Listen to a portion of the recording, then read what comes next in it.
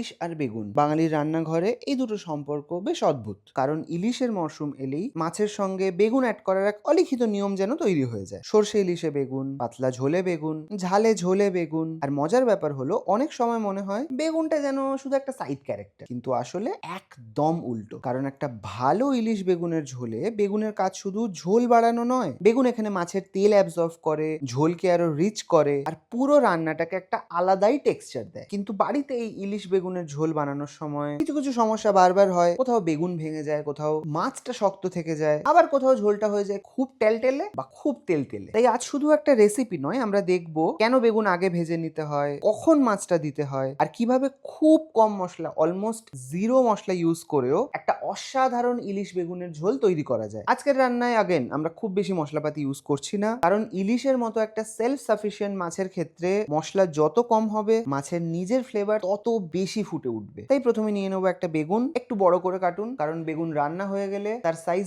ভয়ঙ্কর শ্রিঙ্ক করে। মোটামুটি এইরকম সাইজের বেগুন সামান্য নুন আর একটু হলুদ দিয়ে মাখিয়ে কিছুক্ষণ রেখে দেবো। এইবারে একটা প্রশ্ন আসতেই পারে, বেগুনটাকে ভাজবো কেন, ডাইরেক্ট ঝোলে দিয়ে দিলেই তো হয়। ওই যে বললাম বেগুনের গঠনটাই এমন, যদি ডাইরেক্ট ঝোলে দিয়ে দেন সেটা কুক হয়ে খুব তাড়াতাড়ি ঘেঁটে যেতে পারে। অন্যদিকে যদি আমরা বেগুনটাকে হালকা করে তেলে এরকম রং ধরিয়ে ভেজে নিই, তাতে পরে ঝোলের মধ্যে গিয়েও বেগুন তার শেপটা সুন্দর ধরে রাখে। তাই কড়াই তেল গরম করে বেগুনগুলোকে এরকম হালকা গোল্ডেন ব্রাউন হওয়া অব্দি ভেজে তুলে রাখুন। একদম পুরোপুরি কুক করার কোনো দরকার নেই, ব্যাপারটা ঝোলের মধ্যে গিয়েও তো রান্না হবে নাকি। এবারে আসি মাছের কথা। ইলিশগুলোর সাইজ দেখতেই পাচ্ছেন, এরকম একটু মোটা করে কাটুন। বেশি পাতলা হলে ইলিশ খেতে ভাল লাগে না। ভালো করে ধুয়ে সামান্য একটু নুন, একটু হলুদ আর বেশি কিচ্ছু না, লাগলে একটু তেল দিয়ে ভালো করে মাখিয়ে 10 মিনিট রেখে দিন। এরপর কড়া গরম করে সর্ষের তেল দিয়ে একদম ধোঁয়া ওঠা অব্দি গরম করুন। তারপর আস্তে আস্তে মাছগুলোকে ছাড়ুন। বহু লোকে ইলিশ মাছ না ভেজে রান্না করতে প্রেফার করেন, বাট যদি আপনি বিগিনার হন মাছটা প্লিজ ভেজে নিন। Trust me, it will be easier to handle the fish যখন ওটা ঝোলে ফলে যাবে। বাট খুব বেশি করে কড়কড়ে করে ভাজার কোনো দরকার নেই, শুধু দুদিকটা একটু উল্টে পাল্টে এরকম একটা সুন্দর কালার ধরবে, ইলিশটা একটা শেপ ধরবে, তুলে নিন। এই এক এক দিক মোটামুটি 20 থেকে 30 সেকেন্ড, দ্যাটস ইট। কারণ মাছটা ঝোলে গিয়েও রান্না হবে। আমাদের লক্ষ্য শুধু একটা, মাছের বাইরের অংশটাকে সামান্য সেট হতে দেওয়া। আর এখন কিন্তু এই তেলটা শুধুমাত্র সর্ষের তেল না, এর মধ্যে ইলিশের পুরো ফ্লেভার ভরে ভরে ঢুকে গেছে। তাই ওই তেলেই কালো জিরে, কাঁচা লঙ্কা ফোড়ন দেবো। খুব বেশি ভাজতে যাবেন না, জাস্ট ফটফট করে ফোড়নটা ফাটতে শুরু করছে, গ্যাস বন্ধ করে হলুদ গুঁড়ো, হাই টেম্পারেচারে হলুদ গুঁড়ো দেবেন। হলুদ পুড়ে কালো, তরকারির রং খারাপ, ঝোল তেতো হবে। তাই এই স্টেপে গ্যাসটা প্লিজ বন্ধ করুন। হলুদ দিয়ে সঙ্গে সঙ্গে জল, এন্ড দ্যাটস ইট। সত্যি বলছি রান্নাটায় আর কিচ্ছু লাগে না। এবার দেখবেন পুরো ঝোলটা আস্তে আস্তে ফুটতে শুরু করছে। আর এই সময়ই অনেকে আরেকটা ভুল করেন, ঝোলটাকে অনেকক্ষণ ধরে ফুটতে দেন। কিন্তু এই রান্নায় ধৈর্যের থেকে অনেক বেশি টাইমিং ইম্পর্টেন্ট। তাই জাস্ট এরকম ফুট উঠলেই দিয়ে দেবো ভেজে রাখা বেগুন, ভেজে রাখা মাছগুলো আস্তে আস্তে প্লেস করুন। 2-3 মিনিট নো নাড়ানাড়ি, ঢাকা দিয়ে বিষয়টা কুক হতে দিন।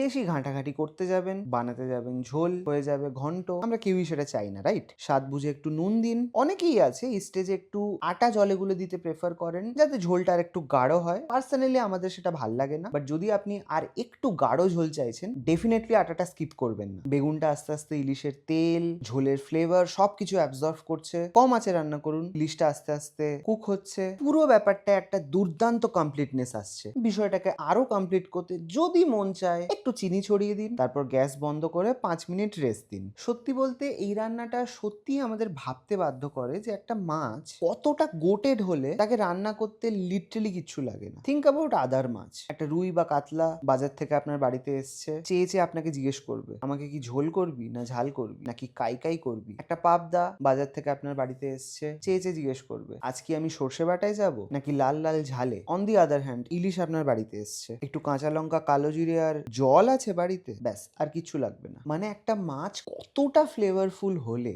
তার আর লিটারালি কিচ্ছু না লাগতে পারে। বাট সব ক্রেডিট ইলিশকে দিয়েও লাভ নেই। ইলিশ যতই গোটেড হোক না কেন মামা, ল্যাটারাল এন্ট্রিতে এই বেগুন এসে যা খেলাটা দেখায়, মানে এই নরম লুতপুতে বেগুন ইলিশের ফ্লেভারে ঠাসা, গরম ভাতে মাখিয়ে, সাথে একটু ইলিশ মাছ, পাতলা পাতলা ঝোল, ভাই এই সব দিনে আমার অবাঙালিদের জন্য সত্যি করুণা হয়। আপনার বাড়িতে এই ইলিশ বেগুনের ঝোল হলে ঠিক আর কি কি দিতে পছন্দ করেন কমেন্টে জানাতে ভুলবেন না। কিছু প্রশ্ন থাকলে ডিএম তো সবসময় খোলা। আজ আসি, আবার দেখা হবে।